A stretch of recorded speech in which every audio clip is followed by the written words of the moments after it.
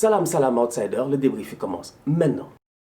Défaite 1-0 des joueurs de Liverpool aujourd'hui face à Burnley. Franchement, il faut qu'on soit très sérieux. Cette équipe de Liverpool-là n'avait pas perdu à domicile depuis, je dis bien, 68 matchs. Depuis, je dis bien, plus de 1300 heures de football. Plus de 1300 heures de football. C'est incroyable. Plus de 1300 heures de football à domicile sans défaite pour les joueurs de Jürgen Klopp. Ils avaient perdu ici en 2017. Je vous rappelle qu'en 2017, j'étais même pas sur YouTube. Est-ce que je savais même ce que ça voulait dire YouTube? C'est incroyable ce qui vient de se passer aujourd'hui. Cependant, soyons très sérieux, l'adversaire en tant que tel n'est pas un adversaire facile. Ceux qui regardent mes vidéos depuis très longtemps, ils savent à quel point je dis bien, j'ai l'habitude de parler de cette équipe de Burnley là, en disant qu'en première ligue, s'il y a des bandits, les bandits des bandits, c'est-à-dire qu'une équipe qui ne sait faire que des 0-0 et des 1-0, c'est bien Burnley. Rappelez-vous très bien, et les anciens, ils le savent, la première saison de Sean Dyche, je dis bien, dans cette première ligue-là, il avait fait 0-0 face à tout le monde. Est-ce qu'ils n'avaient pas fait avec 15 matchs nuls en 38 matchs? Burnley, c'est des malades, c'est des oufs. Aujourd'hui, ils arrivent et je ne comprends pas Jürgen Klopp parce que je me dis, Jürgen, tu vois ce qui s'est passé aujourd'hui? C'est ça qui arrive quand tu ne fais pas de rotation. Franchement, tu ne fais pas de rotation. Jürgen, tu as un trio d'attaque, on l'a compris. Ce trio-là est intouchable. Le seul boy qui a réussi, je dis bien, à rentrer dans ce trio-là, c'est Diogo Jota. Il est arrivé, on lui a donné sa chance, il est rentré, il a performé. Cependant, depuis la blessure de Jota, combien de fois ont joué Minamino, Shaqiri, Oxlade-Chamberlain et j'en parle même pas, Divock Origi? Allez chercher les chiffres. Ils ont joué combien de fois?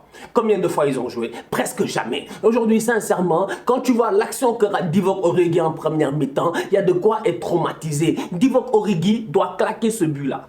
C'est-à-dire qu'Origi, avant la première mi-temps, Liverpool doit mener 1-0. Origi doit marquer, il mène 1-0, c'est fini, on connaît Burnley. Au pire des cas, peut-être ils égalisent, je dis bien, en fin de match. Mais derrière, Liverpool ne doit pas perdre ce match-là. Le problème, il est simple, c'est qu'aujourd'hui, Liverpool, ils sont en panne offensivement. Ils sont non seulement en panne offensivement au niveau de Salah, de Mané, de Firmino. Jota, il est blessé. Mais en plus de ça, aujourd'hui, les gars sur le banc ont un rendement qui est anormalement faible. Aujourd'hui, Origi, je suis désolé quand même, franchement, Divock Origi. Comment tu peux lancer Divock Origi titulaire, je dis bien, face à Burnley, en sachant pertinemment que Benmi, Tarkowski, Pope, mais... Enfin, on dirait que Klopp, il a vendu le match. Je suis désolé quand même, j'ai le droit de dire ce que je veux. Klopp, on dirait il a vendu le match. En fait, Klopp, il ne connaît pas la première ligue où il fait exprès, où il ne sait pas ce championnat qu'il a gagné la saison passée. Sincèrement, Tarkowski, Benmi, Pope, ça veut dire des Brady, des Woods, des Barnes. Mais c'est une équipe, on la connaît. C'est des guerriers, c'est des guerriers. Ils vont défendre tout le match 4-4-2. Il n'y a pas beaucoup de blablabla. C'est 4-4-2, ça bétonne tout le match. Donc aujourd'hui, je suis désolé, je suis obligé de blâmer Jürgen Klopp. Parce que Jürgen Klopp, ça, il doit l'anticiper. Il doit l'anticiper. Il doit anticiper ces matchs compliqués là quand même. Il doit... Excusez-moi, il doit s'asseoir, il doit réfléchir et se dire, waouh, quand même, Salah, Mané, Firmino, ils jouent constamment. De temps en temps, quand même, il faudrait qu'il se repose. Donc, dans ma rotation, il va falloir que je mette les autres en confiance. Aujourd'hui, Jürgen Klopp n'a jamais mis les autres en confiance. Origi s'est mis en confiance tout seul un soir de Ligue des Champions face au Barça. Il a claqué un doublé. Depuis lors, Divock Origi, qu'est-ce qu'il vaut? Qu'est-ce qu'il vaut? Franchement, qu'est-ce qu'il vaut? Sincèrement, qu'est-ce qu'il vaut aujourd'hui en tant qu'attaquant au niveau de Liverpool? C'est pas que Divock Origi, il est nul, c'est que Divock Origi n'est pas en confiance, on lui a pas donné sa chance. Donc aujourd'hui, quand même, je suis désolé. Liverpool, pour la première fois, je dis bien, en 68 matchs de Première Ligue. 68 matchs de Première Ligue. Ils perdent.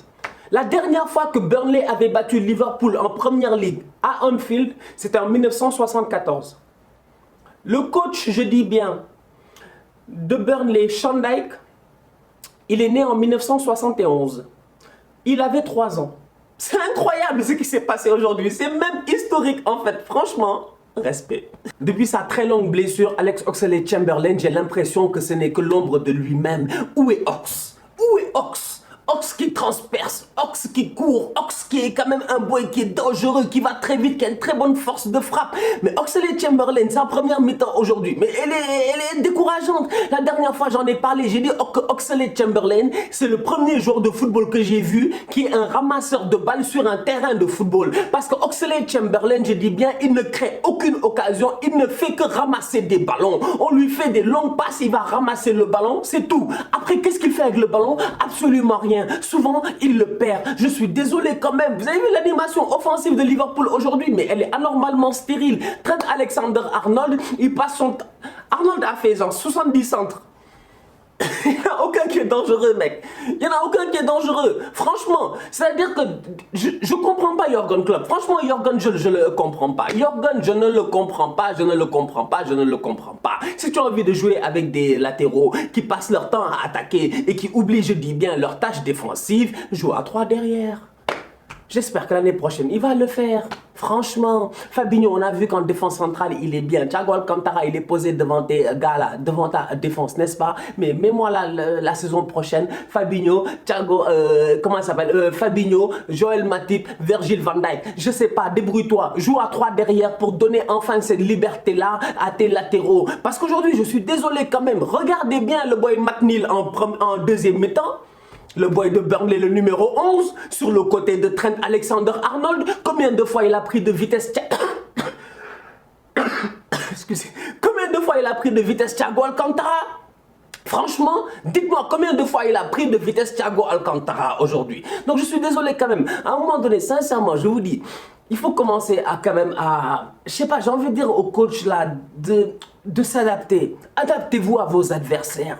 Burnley, c'est une équipe qui est chiante. C'est une équipe qui ne joue pas au football. Eux, ils sont là juste pour s'en sortir. C'est ça leur but. Burnley, ils sont 17e. Nous tous, on sait ici que Burnley, par A ou par B, ils vont se maintenir dans ce championnat-là. Donc aujourd'hui, quand même, sincèrement, à un moment donné, pour moi, à mon humble avis, Jürgen Klopp, aujourd'hui, il est arrivé, il a sous-estimé cette équipe-là.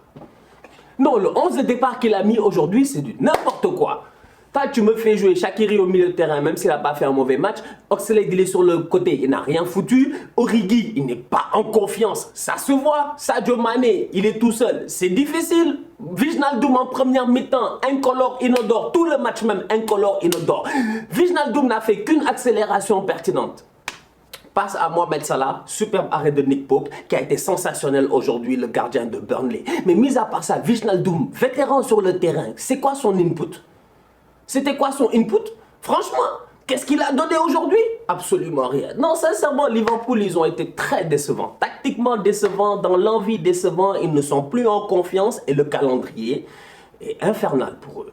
Le calendrier est infernal pour Liverpool. Pourquoi? Parce que je regarde le calendrier, franchement, il y a de quoi être choqué. Il y a de quoi être choqué. Je vous ai dit, non, que dans quelques jours, dimanche, il va jouer contre Manchester United. Le week-end passé, ils n'ont pas réussi à les battre. Liverpool n'a pas marqué depuis 4 matchs ou un truc comme ça. C'est incroyable. C'est-à-dire qu'on parle de Liverpool, quoi. On parle de Liverpool qui a une moyenne de buts de 3 buts par match, 4 buts par match ces dernières saisons. Ça fait près de 4 matchs, ils n'ont pas marqué. Ils viennent de perdre pour la première fois en 68 matchs depuis 2017 à domicile. Regardez le calendrier.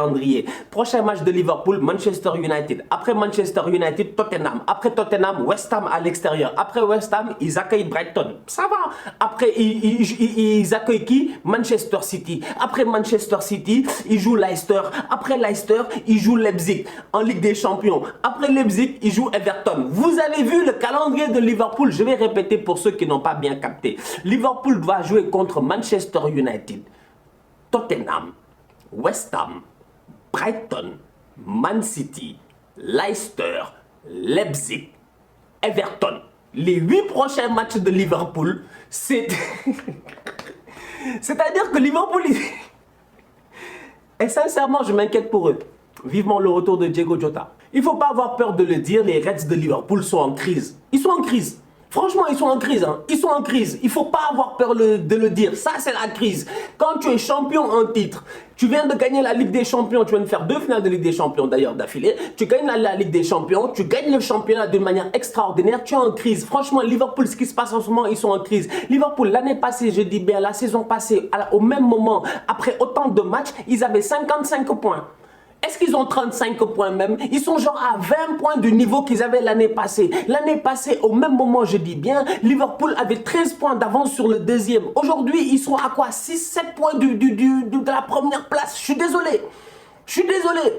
Ils sont en crise. Jürgen Klopp, il doit savoir que son club est en crise et à partir de ce moment-ci, je dis bien, il doit commencer à motiver ses troupes. Et comment tu motives tes troupes? Tu essaies de les remettre en confiance. Comment tu essaies de les remettre en confiance? Ah ben, bonne chance. Parce que quand je vois le calendrier là, je me dis pas, à part Brighton dans quelques semaines, et même Brighton, nous tous, on sait qu'ils sont pas... tu vas venir avec les boys, les Lamptey là, les Lamptey, les je ne sais pas, les Bissouma, les tout ça là, ils vont te fatiguer, ils vont te battre ici 1-0, une victoire bête, tu vas avoir mal. Non, franchement, Liverpool, j'ai peur pour eux. J'ai très peur pour eux et j'ai peur pour Jürgen Klopp. Parce qu'aujourd'hui, Jürgen Klopp, c'est la première fois, je dis bien, depuis qu'il est arrivé dans ce club là, qu'il traverse une vraie période de crise. Parce qu'au début... En 2017, 2000, tout ça là, quand il est arrivé, ça a été un peu compliqué. Il est arrivé, il a trouvé là-bas des Mamadou Sakho, tout ça, des Lovren, il a fait un grand nettoyage. Ça a été compliqué. Mais depuis que la machine était partie, Liverpool était devenu inarrêtable. Liverpool peut perdre des matchs, c'est des choses qui arrivent. Mais Liverpool rester autant de temps sans claquer un but, c'est grave. La première mi-temps aujourd'hui, c'est près de 13 tirs de Liverpool. Ils sont incapables de marquer. C'est quand la dernière fois que Liverpool a frappé 13 fois sans marquer? Allez voir, c'était genre il y a genre 3 ou 4 ans. C'est incroyable. Durant toutes ces dernières années-ci, c'est une des équipes qui a le meilleur ratio en première ligue. Liverpool, ça frappe, ça marque. C'est là où moi j'en veux à Klopp. Parce qu'aujourd'hui, Klopp, je sais pas, il met ça là sur le banc, mais ça là, l'action de Origi là, il la rate pas.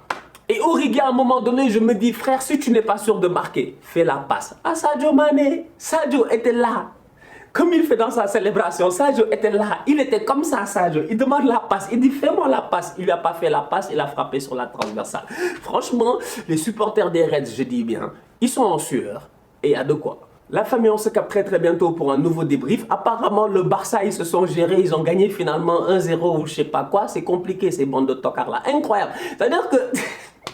Vous jouez face à des divisions 3, mais vous êtes incapable de vous battre les Madrilènes, les Catalans, tout ça, ça rate des penalties. Et puis vous pensez que je vais venir débriefer vos purges là. Nous, on a d'autres choses plus importantes à regarder. On regarde des équipes de première division, mais pas des équipes de troisième division quand même. Franchement, gérez-vous, faites un effort quand même. Oh, vous jouez des troisième divisions, vous êtes incapable de claquer un penalty. Bande de tocards. On se capte très bientôt pour un nouveau débrief. D'ici là, on continue à liker, on continue à partager. On s'abonne, on s'abonne, on s'abonne. On est ensemble. Tous outsiders.